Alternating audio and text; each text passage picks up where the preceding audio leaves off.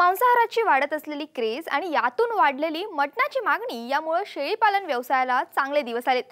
काही वर्षांपूर्वी साधारण शेतकरी शेतीपूरक व्यवसाय म्हणून 5 ते 10 शेळ्यांचे संगोपन करायचे, यातून त्याला चांगला फायदा देखील मिळायचा। पण आता व्यावसायिक दृष्टिकोनातून शेळीपालनाकडे मोठा व्यवसाय म्हणून पाहिलं जाते। अहमदनगर जिल्ह्यातल्या सैदापूरचे सतीश एडके आणि राहुल खामकर या दोन तरुणांनी बंदिस्त शेळीपालनाचा व्यवसाय सुरू केला आणि अवघ्या 6 ते 7 वर्षांमध्ये त्यांना मोठं यश देखील प्राप्त झाले। एडके आणि खामकरांनी नेमका हा प्रकल्प कसा सुरू केला याबाबत सविस्तर माहिती जाणून घेतली आमचे प्रतिनिधी लैलेश बारगजे यांनी। गरीबाची गाय म्हणून ओळखली जाणारी शेळी आता एका व्यापक स्वरूपाच्या व्यवसायाकडे वाटचाल करत आहे। अहमदनगर येथील सतीश एडके यांनी 1997 पासून पोल्ट्रीचा व्यवसाय सुरू केला होता आणि 2009 पासून त्यांनी पोल्ट्रीचा व्यवसाय कमी करून शेळीपालनाकडे धाव घेतलेली आहे। आणि आता सध्याची परिस्थिती अशी आहे की 750 शेळ्यांचा एक प्रकल्प ते चालवत आहेत। यामध्ये त्यांना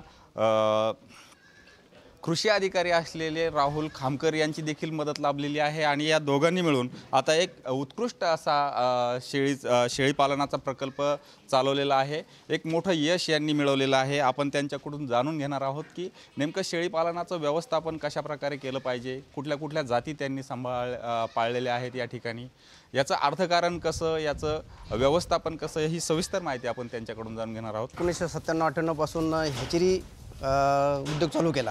हॅचरीमध्ये हॅचरी चालू करून नंतर पोल्ट्री चालू केली मी। हॅचरीमध्ये मी एक 10 वर्ष काम केलं, कारण पहिली हॅचरी आपली महाराष्ट्रामध्ये पहिली हॅचरी आपली होती, म्हणजे उगम स्थान आपल्यापासून आहे गावरांचं। त्यानंतर मी पोल्ट्री उद्योग कमी करून शेळीपालनाकडे वळलो। म्हणजे राहुल खामकर माझ्याकडे आले, त्यांनी मला ती आयडिया दिली असं असं करायला हवं आपण।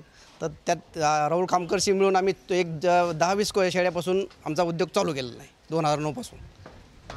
सुरुवातीला तुम्ही कुठल्या जातीच्या शेळ्या आणल्या, त्या कशा कशा वाढत गेल्या, आज हे 6-7 वर्षानंतर आपल्याकडं 750 शेळ्याचा एक मोठा प्रकल्प आहे, तर तो 750 शेळ्यांपर्यंत कसा आला, कुठल्या कुठल्या जाती आपल्याकडे सध्या आहेत?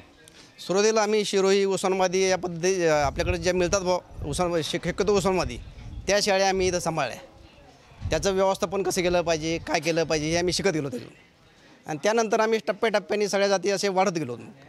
आत्तापर्यंत आमच्याकडे 750 शेळ्या आहेत, सगळ्या 13 जाती शेळ्या आहेत आमच्याकडे। ह्या 750 शेळ्यांमध्ये जास्त कुठल्या जातीच्या आहेत, आपल्या इकडल्या वातावरणाला जास्त चांगल्या टिकू शकतील अशा कुठल्या शेळ्या आहेत, आणि आपल्याकडे किती जातीच्या आहेत? 13 जातीच्या शेळ्या आहेत, तर त्या कुठल्या कुठल्या आहेत? आपल्याकडे शेळी जात अशी आहे की ती सगळ्या वातावरणामध्ये सेट होते, तिला कोणत्याही वातावरणाचं हे नसतं। आपल्याकडं सध्या जास्तीत जास्त बिटल, शिरोही, सोजत, जमनापरी, तोतापरी, बारबेरी, बोर, पुन्हा उस्मानाबादी, संगमनेरी, अशा सगळ्या मिळून 13 जाती आमच्याकडे आता अवेलेबल आहेत। आणि त्या सगळ्याही कोणत्याही वातावरणाशी त्या सेट होतात, त्याला असं वातावरणाचं हे लागत नाही। म्हणजे मायनस टेम्परेचर असलं तरी त्याला काही प्रॉब्लेम येत नाही, प्लसमध्ये असलं तरी प्रॉब्लेम येत नाही। ह्या सर्व व्यवस्थापनामध्ये खामकर सर आपल्याकडे आले, कारण ते कृषी अधिकारी होते, परंतु नंतर त्यांनी कृषी अधिकारी पदाचा देखील राजीनामा दिला आणि आपल्यात येऊन भेटलेले। तर यांचा व्यवस्थापनाला किती मदत झालेली आहे, कशा प्रकारचं व्यवस्थापन त्यांनी तुम्हाला सांगितलं? कारण राहुलला पहिल्यापासून शेळ्यामध्ये याच्यामध्ये आवड आहे, त्याचं पूर्ण त्याला माहिती होती, त्याच्या माहितीचा फायदा मला या उद्योगामध्ये झालेला आहे।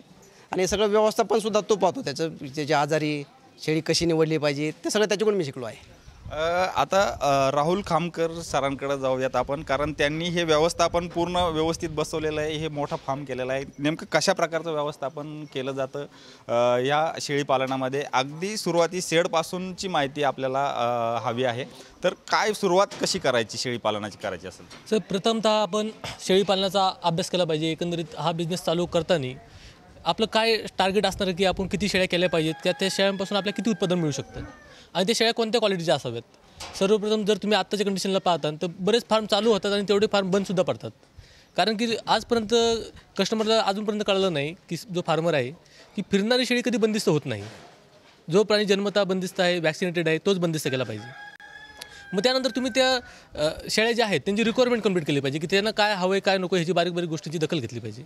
मग त्यांना शेड पाहिजे तर शेड कोणत्या पद्धतीचं असावं, मग खाली तुम्ही शेडमध्ये जर कोबा केला आहे तर कोब्याचे काय फायदे आहेत, जर मुरुम असेल तर मुरुमापासून काय तोटे आहेत, बंदिस्त का केली पाहिजे, मोकळी का नाही ठेवली पाहिजे, हे प्रत्येक गोष्ट तिने जर जाणून घेतली मग त्यानंतर तिने शेळ्यांची जाती, मग ह्यामध्ये बंदिस्त कोणत्या जाती राहू शकतात, की आपण जर लोकल ब्रीड बघितले तर ह्याच्यामध्ये पूर्णतः इनब्रीडिंग झालेलं आहे, की वारंवार तेच नर लागवड होतात आणि त्यापासून जे होणारी जी पिढी आहे ती कमकुवत, व्यंग, अपंग, विसंगत होत जाते. आणि बंदिस्तमध्ये आपल्याला वजन पाहिजे, की थोडक्यात शेळीपालन म्हणजे वजन वाढ. मार्केटला फक्त वजनाची किंमत आहे, तर वजन वाढीच्या दृष्टीने आपण शेळीपालन केलं पाहिजे. मग त्यानंतर कमीत कमी प्रोजेक्ट जो आहे हा एक कॅपेबल प्रोजेक्ट असला पाहिजे, जेणेकरून आपल्याला वेळ द्यायला परवडेल, की आपण म्हणतो टाईम इज मनी, तर वेळेचं महत्त्व आपल्याला तिथं कळालं पाहिजे. तर त्यासाठी आम्ही सांगतो की 25 पासून प्रोजेक्ट चालू करायला पाहिजे, कमीत कमी 25 फिमेल आणि 1 मेल, आणि वजन वाढीचं टार्गेट धरून आपण हा बिझनेस करायला हवा. तुम्ही एकूण सगळ्या गोष्टी एकाच ह्याच्यात सांगितल्या, परंतु अगदी छोट्या छोट्या गोष्टी असतात शेळीपालनामध्ये खूप महत्त्वाच्या असतात. शेळी बंदिस्त प्रकारची शेळीपालन हे यशस्वी आहे की खुल्या मैदानात सोडून शेळीपालन केलं पाहिजे? करताना कुठल्या जाती आपल्याला यशस्वी ठरतात बंदिस्त करताना? जर तुम्हाला खुल्या सोडायच्या तर कुठल्या जाती यशस्वी ठरतात? सर, आपण एक जर गोष्ट ऑब्झर्व केली की आपल्याकडे ज्या गावरान शेळ्या आहेत, तर गावरान शेळी दिवसभर जर फिरते तर तिची शरीराची भरपूर झीज होते, आणि मार्केटला काही तुम्ही बंदिस्त ठेवली आणि फिरवली ह्याचा काही परिणाम नाही पडत. मार्केटला फक्त वजन पाहिजे असतं. मग जेवढी शेळी फिरणार आहे तेवढी भूक वाढणार, तिची एनर्जी वेस्टेज जाणार, आणि आपण तिथं क्वांटिटी नाही करू शकत. की बरेच लोक एक बिझनेस म्हणून हा बिझनेस करतात, की शेळीपालन हा बिझनेस म्हणून केला जातो. तर त्यामध्ये तुम्ही माणसं ठेवणार, तर तुमचे माणसं त्या गोष्टी कंटाळायला नाही पाहिजेत, की तुम्हाला क्वांटिटी करायची, तर 20-25च्या पुढे तुम्ही फिरून आणू शकत नाही शेळ्या. तर ज्यावेळी आपण बंदिस्त करू, तर बंदिस्तमध्ये प्रत्येक शेळीचं तेवढं नियोजन करता येतं आपल्याला, की बंदिस्तमध्ये 10 स्क्वेअर फूट जागा, त्यानंतर प्रत्येक ह्याच्यानुसार सिच्युएशननुसार आपल्याला कप्पे ठेवावे लागतात, की गाभण शेळ्या वेगळ्या, वेलेल्या वेगळ्या, त्यानंतर करडं वेगळी, 3 महिन्यानंतर नर करडं वेगळे, मादी करडं वेगळे, खाट्या शेळ्या वेगळ्या, लागवडीचा नर वेगळा, हे प्रत्येक सिच्युएशन आपण हँडल करू शकतो. 3 महिन्याचं प्रोडक्शन जर शिरोईचं 20 ते 22 किलो असेल, तर बोरची लागवड केल्यास ते 25 ते 27 किलोपर्यंत आपल्याला मिळू शकतं, जे आमच्या फार्मवर प्रत्यक्ष पाहण्यासाठी उपलब्ध आहे. आणि दुसरी गोष्ट म्हणजे यांचं सिलेक्शन झालं, तर बऱ्याच वेळा फार्मर काय करतो की गाभण शेळ्या घेऊन फार्म चालू करतो, पण बऱ्याच अंशी तिथं त्याला मॅनेजमेंटला तो कमी पडतो, किंवा ट्रॅव्हलिंगमुळं शेळ्यांवर लोड येतो, किंवा गाभण शेळ्यांची आपल्याला हिस्ट्री माहिती नसते, किंवा वेगळे त्यांच्यामध्ये बिग पॉईंट असू शकतात, की कधी डिलिव्हरी झाल्यावर तिला दूध मिळत नाही, किंवा कमकुवत करडं जन्माला येतात, असे बरेच काही सिम्पटम्स त्यामध्ये असू शकतात. तर आमची सांगण्याचा उद्देश असा असतो की तुम्ही पाठी घ्याव्यात आणि पाठीपासून शेळीपालन चालू करावं, जेणेकरून तुम्ही तिचं नाही म्हणता लॉंग टर्मपर्यंत उत्पादन घेऊ शकता, त्यांचं मॅनेजमेंट करू शकता, तुम्हाला जशी हवी तशी तुम्ही ब्रीड डेव्हलप करू शकता. आता फार्मर एका बाजूला बघितलं तर 6व्या-7व्या महिन्यात हिटवर आली की शेळी लागवड करतो, पण आम्ही 1 वर्षाशिवाय लागवड करत नाही, की जर उशिरा मेट केली तर तिच्या पिशवीचा आकार वाढलेला असतो. त्यामुळे जर जुळ्यातला नर असेल तर 2 करडं द्यायचं प्रमाण वाढतं, पूर्ण दूध वाढ मिळते, सशक्त करडं जन्माला येतात, नॉर्मल डिलिव्हरी होते, म्हणजे भरपूर काही आउटपुट त्यापासून मिळू शकतात. अशा प्रकारे आपण त्याचं एक नियोजन ब्रीडिंगचं करू शकतो. सगळ्यात महत्त्वाचा आणखी एक मुद्दा वाटतो, तो म्हणजे यांचं खाद्य काय असायला पाहिजे. जर बंदिस्त शेळ्या आहेत तर त्या जास्त फिरत नाहीत, मग त्या खायला कुठल्या खाद्याला जास्त चांगल्या प्रकारे खातात, त्यांना किती प्रमाणात ते खाद्य दिलं पाहिजे?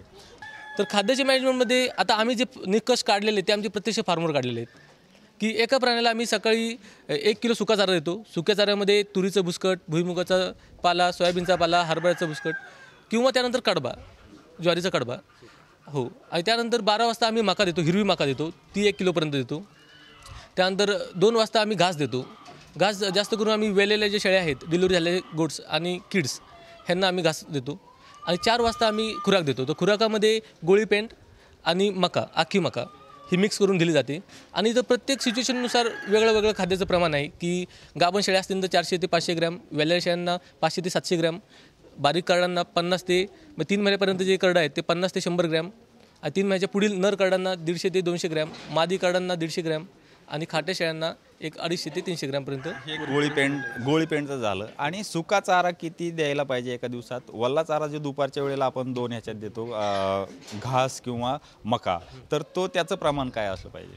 सर, सुका चारा आम्ही 1 किलो देतो, हिरवा चारा पण 1 किलोच्या आसपास. जर शेळीचं वजन 30 ते 35 किलो असेल ॲव्हरेजली, आणि घास जो आहे तो 1 पावशेरच्या आसपास, म्हणजे 250 ते 300 ग्रॅम पर गोटला आम्ही घास देतो. आजारी पडण्याचं जे प्रमाण आहे ते कुठल्या काळात जास्त असतं? कुठले आजार प्रामुख्याने या शेळ्यांमध्ये पाहायला मिळतात, आणि त्याच्यावर इलाज कुठला आहे, आणि उपाययोजना म्हणून पण काय करता येतं? सर, ॲनिमल आजारी आधी का पडतो ह्याचा आपण स्टडी केला पाहिजे, की जर ॲनिमल आजारी पडत असेल तर त्यासाठी आपण काय काळजी घेतली पाहिजे सुरुवातीला. की त्यानंतर वॅक्सिनेशन हा खूप महत्त्वाचा विषय आहे. जर तुमचे ॲनिमलचे वॅक्सिन शेड्यूलमध्ये असतील तर प्राणी आजारी पडणार नाही. मग नॉर्मल आजार त्याला म्हणा की टेम्परेचर येऊ शकतं, डायरिया होऊ शकतो किंवा सर्दी वगैरे होऊ शकते. तर हे आजार आपण ओरल सोल्युशननी किंवा इंजेक्टेबल घरी करून हँडल करता येऊ शकतात हे आजार. त्यामध्ये काही प्रॉब्लेम येत नाही. पण आता ह्यामध्ये सगळ्यात महत्त्वाचा आजार जो आहे तो PPR, की ॲनिमलला ज्यावेळी तुम्ही बाहेरून ॲनिमल परचेस करता किंवा तुमचे करडं 3 महिन्याच्या पुढं झालेत तर ह्यांना हा ट्रेसमुळं आजार येतो. तर PPRचं वॅक्सिनपासून त्यानंतर HS, ETV, FMD अशा प्रकारचे वेगवेगळे वॅक्सिन तुम्ही. ह्या आजारांचा काही काळ ठरलेला आहे की पावसाळ्याच्या काळात येतात किंवा उन्हाळ्यामध्ये आजार येणार आहे? सर, उन्हाळ्यामध्ये तसं पाहता की तुम्हाला सीपॉक्ससारखे आजार जाणू शकतात, पण सहसा आपल्याकडे येत नाहीत. पण जर तुमच्याकडं जास्त वर्दळ असेल किंवा जर प्राणी जर बाहेरचे येत असतील, असे जर काही पोल्युशन असेल तर सीपॉक्ससारखा आजार येऊ शकतो. पावसाळ्यामध्ये तुम्हाला ETV सारखे आजार दिसू शकतात की दूषित चाऱ्यामुळं, पाण्यामुळं हे आजार उद्भवू शकतात. बंदिस्त शेळी पालन करत असताना डॉक्टरांचा कन्सल्ट किंवा डॉक्टरांचा वावर ह्याच्यामध्ये कितपत असला पाहिजे आणि तो कितपत गरजेचा आहे? सर, आता तुमच्याकडे क्वांटिटी किती आहे ह्यावर डॉक्टरांचा आपला रोल आहे. एकंदरीत वर्षातून नाही म्हणता जर आपल्याकडे एक छोटं युनिट असेल की 25-50 शेळ्यांचं युनिट असेल तर तुम्हाला जेव्हा गरज भासेल त्यावेळी तुम्ही डॉक्टरला बोलवलं पाहिजे. आणि जर मोठा युनिट असेल की 400-500 गोटचा युनिट असेल तर तुमच्याकडं कायमस्वरूपी डॉक्टर पाहिजे की सकाळी 10 ते संध्याकाळी 5 वाजेपर्यंत डॉक्टर असावेत. कारण त्यामध्ये आपण असं प्लॅनिंग करत असतो की प्राण्यांना पुढील जे होणारे जे आजार आहेत किंवा जे धोके आहेत ते आपल्या कशा पद्धतीने हँडल करता येतील. किंवा कधीकधी चाऱ्यामधील बदलामुळं म्हणा किंवा व्हायरल इन्फेक्शनमुळं म्हणा जर प्राणी आजारी पडत असेल तर ते डॉक्टरच्या मार्फत आपण ट्रीट करू शकतो. की हा बिझनेस किंवा कोणताही बिझनेस तुम्हाला रेकॉर्ड किपिंग असल्याशिवाय समजत नाही. त्याच्यामध्ये रेकॉर्ड किपिंगचा सगळ्यात मोठा विषय आहे की त्यामध्ये kidding register, breeding register, monthly weight, weekly weight, treatment, vaccine, stock हे प्रत्येक रजिस्टर मेंटेन पाहिजेत. तुम्ही ते सॉफ्टवेअरमध्ये करू शकता किंवा रजिस्टर मेंटेन करू शकता. की त्यामध्ये समजा तुमची शेळी हिटवर येते तर कोणती शेळी हिटवर आली तिचा टॅग नंबर, कोणता मेल वापरला आहे त्याचा टॅग नंबर, कोणत्या डेटला मेट केलेली आहे, कधी डिलिव्हरी होणार आहे, बर्थ वेट काय असणार आहे. तर त्यानंतर आपण करडांचं वजन आपल्याला समजलं पाहिजे की आपण खर्च करतोय तो हा खर्च जातोय कुठं. तर त्यामध्ये करडांचं वजन की मागच्या आठवड्यात करडू किती किलोचं होतं, या आठवड्यात किती किलोचं आहे. त्यानंतर मंथली वेट रजिस्टर की मागच्या महिन्यामध्ये शेळ्यांचं वजन एवढं होतं तर ह्या महिन्यामध्ये एवढं वजन आहे. ट्रीटमेंट रजिस्टर पण त्यानुसार आहे की आपण शेळ्या जर आजारी पडत आहेत तर आपण ठरवू शकतो की वर्षामध्ये ही शेळी आजारी पडलेली आहे तर ती आपल्या भविष्यात ठेवायची का नाही, तर तिच्यापासून काय काय तोटे झालेले आहेत. तर ट्रीटमेंट रजिस्टरमध्ये तुम्ही तिचे सिम्पटम्स आणि ट्रीटमेंट ह्या गोष्टींचा उल्लेख करून ते तुम्ही कंप्लीट ठेवू शकता. हा सर्व इतकी बारीक सारीक काळजी घेऊन आपल्याला या 750पर्यंत आपण आलेला आहात. 750 शेळ्यांचा आपण गोट फार्म तयार केलेला आहे. तर याच्यापासून आपल्याला उत्पन्न किती मिळतं, याचं मेंटेनन्स किती आहे, निव्वळ नफा किती वर्षाकाठी शिल्लक राहतो आपल्याला याच्यात? सर, आता ह्याच्यामध्ये पाहिलं तर ह्याच्यामध्ये उत्पन्नाचा सोर्स म्हणजे करडं आहेत, लेंडी खत आहे, दूध आहे. त्यानंतर आम्ही ट्रेनिंग प्रोग्राम पण आयोजित करतो, ट्रेनिंग प्रोग्राम आहे. तर ह्याचं उत्पादन जर पाहिलं तर 750 शेळ्यांपासून नाही म्हणता आम्हाला 1,48,00,000 करडं विक्रीला मिळतात. म्हणजे 2200च्या आसपास आम्ही करडांची विक्री करतो आणि ते पण करडं आम्ही टप्प्याटप्प्याने विकले जातात. आणि त्याचबरोबर लेंडी झालं, दूध झालं, ह्यांचं नाही म्हणता 4.5 लाखाचं उत्पादन आहे. आणि ट्रेनिंग प्रोग्राम झालं तर प्रत्येक महिन्यामध्ये 100 क्लायंट आमच्याकडे ट्रेनिंगसाठी येतात. तर ट्रेनिंगचं उत्पादन वार्षिक 12 लाखाच्या आसपास आहे. सर, एकंदरीत उत्पादन पाहता हे उत्पादन जवळजवळ 1,64,00,000 लाखापर्यंत जातं. आणि त्यामध्ये आता खर्चाचं जर गणित झालं की 100 शेळ्यामागं आम्ही एक माणूस ठेवलेला आहे स्टॉल फिडिंगमध्ये. तर लेबरचा खर्च आहे.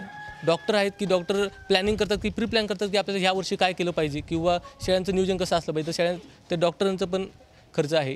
म्हणजे प्रत्येक गोष्टीमध्ये आज नाही म्हणता आमच्या फार्मवर एक 18-19 माणसं आहेत की ते हे सर्व काम पाहतात. तर ह्या मॅनेजमेंटला जो खर्च येतो तो एकंदरीत 52 लाखाच्या आसपास खर्च येतो. आणि खर्च वजा जाता 1,02 ते 2.5 लाखापर्यंत आम्हाला उत्पादन राहतं. एकूणच हा व्यवसाय सामान्य शेतकऱ्यांना परवडण्यासारखा आहे का हा सगळा मॅनेजमेंटचाच भाग आहे? सामान्य शेतकऱ्यांनी ज्याच्याकडे 4-5 शेळ्या आहेत घरात, तो कधी बंदिस्त तर कधी बाहेरून फिरून आणून शेळीपालन करतोय, अशा शेतकऱ्यांनी बंदिस्त शेळीपालनाकडं आणि चांगल्या व्यवस्थापनाकडं वळण्यासाठी तुम्ही काय सांगणार आहे? सर, आता मी एक इथं उदाहरण देतो की आमचे आता सतीश सरांनी तुम्हाला सांगितलं की त्यांनी पोल्ट्रीमध्ये काम केलं. तर गावरांमध्ये त्यांनी काम करत होते. एकंदरीत की ज्या कोंबड्या आपल्याला खेडेगावात दिसायच्या त्या आज बंदिस्तमध्ये जवळजवळ 1000 कोंबड्या लोक सांभाळतात. 30 कोंबडी गावरान फक्त क्वांटिटीमध्ये सांभाळतात. कारण की एकंदर फार्मरला त्या गोष्टी कधी करता नाही आल्या, नाही तर तो आज त्या लेवलला गेला असता. तर आपण ज्यावेळी कोणताही बिझनेस करू त्यावेळी मॅनेजमेंट जर असेल तर तुम्ही 1 पाळा किंवा 25 पाळा किंवा 50 पाळा किंवा नाहीतर 1000 पाळा शेळ्या जरी असतील तरी. मग तिथं मॅनेजमेंटचा विषय शेतकऱ्यांनीसुद्धा तो ऑब्झर्व केला पाहिजे की आपल्या शेळीने उत्पादन दिलं पाहिजे आपल्याला, कारण आपण खर्च करतोय. शेतात जरी पिकलं तरी ते खर्च गृहीत धरावा लागतो. तो खर्च गृहीत धरला तर आपल्या आउटपुट कळून की आपण किती रुपये कमवतो एकंदरीत. एकूणच शेळीपालन हा व्यवसाय फक्त शेतकऱ्यांचा आणि सरळ साध्या पद्धतीचा नसून एक चांगल्या व्यवस्थापनाचा आहे. आणि या चांगलं व्यवस्थापन शेतकऱ्यांनी करून जर शेळीपालन केलं तर निश्चितच या व्यवसायामध्ये प्रचंड अशी प्रगती होईल आणि मोठ्या प्रमाणात उत्पन्न देखील शेतकऱ्यांना मिळेल. लैलेश बारगजे, साम TV, अहमदनगर.